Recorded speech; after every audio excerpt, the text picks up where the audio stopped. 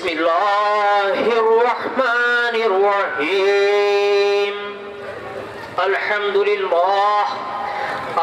لله رب العالمين والصلاة والسلام على سيد المرسلين وعلى آله وصحبه وأولياء أمته أجمعين.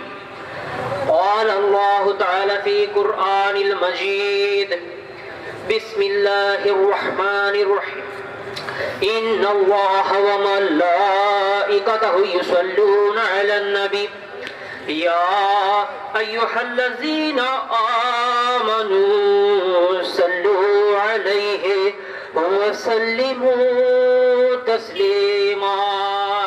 صلى الله على سيدنا محمد وآله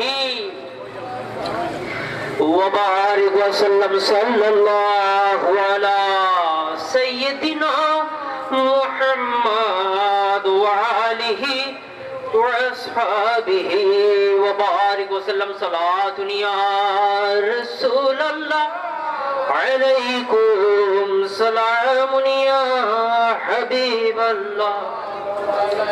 صلاة يا رسول الله عليكم سلام يا حبيب الله.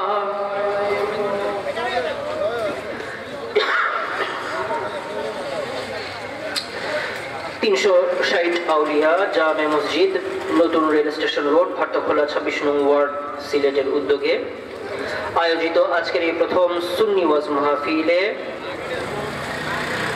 সম্মানিত সভাপতি 360 আউলিয়া জামে মসজিদের সম্মানিত ইমাম ও খতিব সাহেব মাওলানা সিরাজুল ইসলাম সিরাজি হুজুর সাহেব, প্রধান অতিথি হিসেবে উপস্থিত আছেন জামিয়া নুরিয়া ইসলামিয়া ভাট্টাখোলা মাদ্রাসা সিলেটের সম্মানিত প্রিন্সিপাল আল্লামা শাইখ মজদুদ্দিন আহমদ সাহেব, উপস্থিত আছেন জামিয়া কাসিমুল উলুম দরগাহ হযরত শাহজালাল রহমতুল্লাহ আলাইহি সিলেটের ইসলামী আইন বিশেষজ্ঞ আল্লামা মুফতি আবুল খায়ের সাহেব, আজকের এই নুরানি মাহফিলের সম্মানিত বিশেষ অতিথিবৃন্দ, উপস্থিত প্রিয় আশিক রাসূল, আশিক ওলি আল্লাহ, আসসালামু আলাইকুম ওয়া রাহমাতুল্লাহি ওয়া বারাকাতুহু।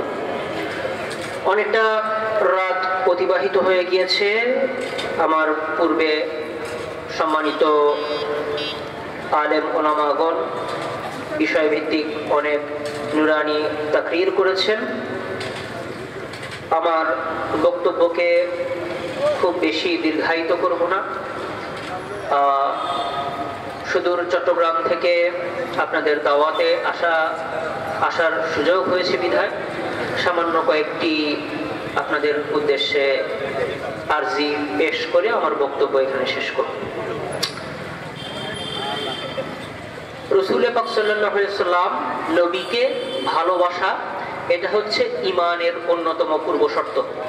রাসূল পাক সাল্লাল্লাহু আলাইহি সাল্লাম বলছেন, তোমাদের মধ্যে কেউ ততক্ষণ পর্যন্ত ঈমানদার হতে পারবে না যতক্ষণ পর্যন্ত না তোমরা দুনিয়ার সমস্ত কিছুর চেয়ে, এমনকি নিজের জীবনের চেয়েও আমি রাসূল পাক সাল্লাল্লাহু আলাইহি সাল্লামকে মহব্বত না করো। তাহলে এই ঈমানের যে অন্যতম পূর্ব শর্ত, এই অন্যতম পূর্ব শর্ত রক্ষায় আমাদেরকে রাসূল পাক সাল্লাল্লাহু আলাইহি সাল্লামকে মহব্বত করা, এটা অবশ্যই কর্তব্য। এবং রাসূল পাক সাল্লাল্লাহু আলাইহি সাল্লামের প্রতি মহব্বত চর্চা করা, এই মহব্বতকে অন্তরে লালন করা, ধারণ করা, রাসূল পাক সাল্লাল্লাহু আলাইহি সাল্লাম আমাদেরকে যা যা আদেশ নিষেধ করেছেন সেগুলো জানা এবং সে অনুযায়ী নিজেদের জীবনকে সাজানোর চেষ্টা করা, এটা হচ্ছে মুমিন হিসেবে আমাদের একান্ত কর্তব্য।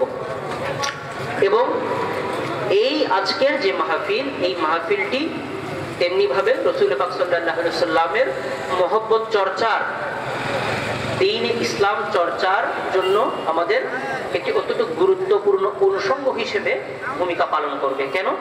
তার কারণ হচ্ছে আজকে প্রায় আসরের সময় থেকে আমরা দীর্ঘক্ষণ সময় পর্যন্ত আজকে যারা এই মাহফিলে উপস্থিত আছেন, সাথে কাছে দূরে বসে যারা আজকের এই মাহফিল শ্রবণ করছেন, আমরা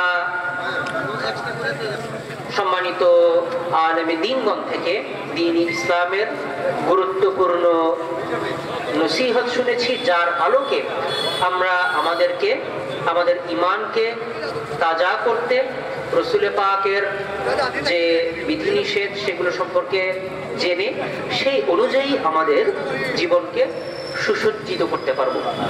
আল্লাহ পাক রব্বুল আলামিন তার পরিচয় মানুষের কাছে প্রদানের জন্য যুগে যুগে নবী রাসূলগণকে প্রেরণ করেছেন। নবী রাসূলগণকে প্রেরণের যে ধারাবাহিকতা হুজুর নূর সাল্লাল্লাহু আলাইহি সাল্লামকে প্রেরণের মাধ্যমে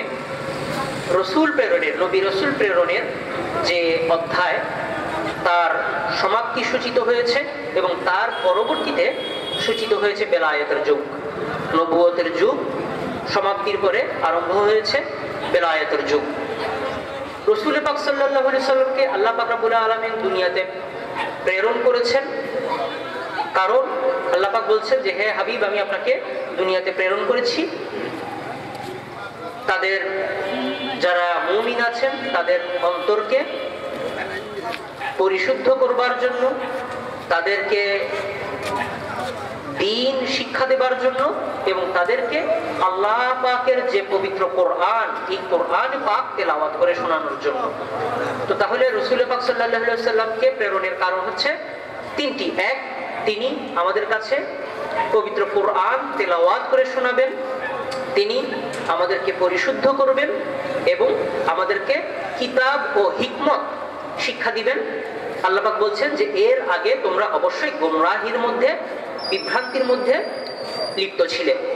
তো এই যে মানুষকে, মানব জাতিকে পরিশুদ্ধকরণের যে প্রক্রিয়া, এই প্রক্রিয়াকে রাসূল পাক সাল্লাল্লাহু আলাইহি ওয়াসাল্লাম মূলত প্রথমত মানুষকে কুসংস্কার সম্পর্কে সচেতন করা,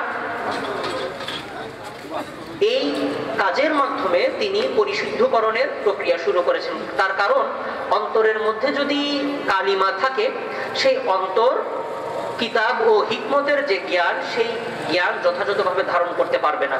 যেমন আপনারা সকলে জানেন, রাসূল পাক সাল্লাল্লাহু আলাইহি ওয়াসাল্লামকে যেই সময় প্রেরণ করা হয়েছিল সেই সময়ে কন্যা শিশুদেরকে জীবন্ত কবর দেয়া হতো।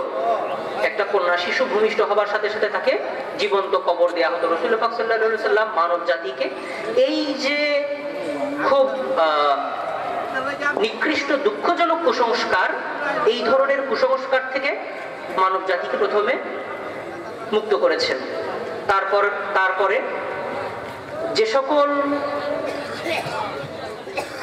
সৎ গুণাবলী আল্লাহ পাক রব্বুল আলামিন নির্দেশ করেছেন, সে সকল সৎ গুণাবলী সম্পর্কে মানুষকে শিক্ষা দানের মাধ্যমে, মানুষকে চর্চায় উদ্বুদ্ধকরণের মাধ্যমে এবং সাথে সাথে যে সকল খারাপ থেকে আল্লাহ পাক রব্বুল আলামিন মানুষকে দূরে থাকার জন্য নির্দেশ দিয়েছেন, সেই বিষয়গুলো থেকে মানুষকে, সেই বিষয়গুলোর ব্যাপারে মানুষকে সতর্কীকরণের মাধ্যমে রাসূল পাক সাল্লাল্লাহু আলাইহি ওয়াসাল্লাম আমাদেরকে পরিশুদ্ধকরণের যেই দায়িত্ব, এই দায়িত্বটি তিনি পালন করেছেন। এবং রাসূল পাক সাল্লাল্লাহু আলাইহি ওয়াসাল্লামের আদর্শে আদর্শান্বিত হয়ে তার পরবর্তীতে ওলি আল্লাহগণ, যেমন আপনাদের এই সিলেটে হযরত শাহজালাল ইয়েমেনি মুজাররিদি রাহমাতুল্লাহ আলাইহির আগমন ঘটেছে। 360 আউলিয়ার শহর এই পূর্ণভূমি সিলেট। তেমনিভাবে চট্টগ্রামে মাইজভান্ডার দরবার শরীফে, তেমনিভাবে পৃথিবীর আনাচে কানাচে ওলি আল্লাহগণ রাসূল পাক সাল্লাল্লাহু আলাইহি ওয়াসাল্লামের যে শিক্ষা, এই শিক্ষাকে ধারণ করে মানুষের মধ্যে মানবতা, ভালোবাসা, এর চর্চার মাধ্যমে দ্বীনে ইসলামের যে খেদমত, এই খেদমত তারা পালন করে গিয়েছেন।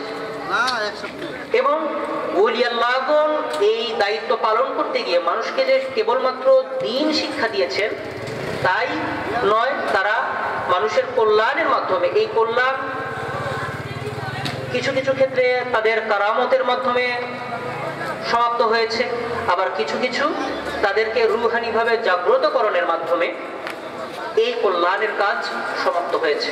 কারামতের কথা আসলে আজকালকার যুগে ওলিয়াল্লাহগণের কারামতের কথা শুনলে দুঃখজনকভাবে কিছু কিছু মানুষ এই কারামতকে বিশ্বাস করতে চায় না, আবার কিছু কিছু মানুষ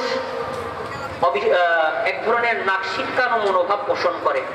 এই ব্যাপারে আমি ব্যক্তিগতভাবে মনে করি আমাদেরকে একটু সতর্কতা অবলম্বন করা উচিত, কারণ ওলিয়াল্লাহগণের কারামত কিন্তু সত্য। হ্যাঁ, এরকম অনেকেই বিভিন্ন জায়গার মধ্যে তারা ধর্মকে, ধর্মের নামে অধর্ম চর্চার উদ্দেশ্যে হোক বা তাদের জাগতিক নানা উদ্দেশ্যে হোক, তারা নানা ধরনের কাজকে তারা কারামত হিসেবে, নানা ধরনের অপকর্মকে তারা কারামত হিসেবে চালিয়ে দিতে চেয়েছে, যার কারণে মানুষের ওলিয়াল্লাহগণের কারামতের ব্যাপারে একটা নেতিবাচক একটা মনোভাব তৈরি হয়েছে যে ওলিয়াল্লাহগণের কারামত বলতে হয়তো বা কিছু নাই। দেখুন, যারা বিশ্বাস করবার তারা যে কোনো কিছুতেই বিশ্বাস করবে, আর যারা বিশ্বাস করবার নয় তারা কিন্তু কোনো কিছুতেই বিশ্বাস করবে না। যেমন রাসূল পাক সাল্লাল্লাহু আলাইহি সাল্লাম, আপনারা জানেন যখন রাসূল পাক সাল্লাল্লাহু আলাইহি সাল্লামকে বলা হয়েছিল যে আমরা যে আপনার নবুয়তকে বিশ্বাস করব, আপনি আমাদেরকে এমন একটা কিছু দেখান যেটার মাধ্যমে আমরা বিশ্বাস করব যে আপনি আল্লাহর নবী। তো তিনি তাদেরকে চাঁদ দ্বিখণ্ডিত করে দুই ভাগ করে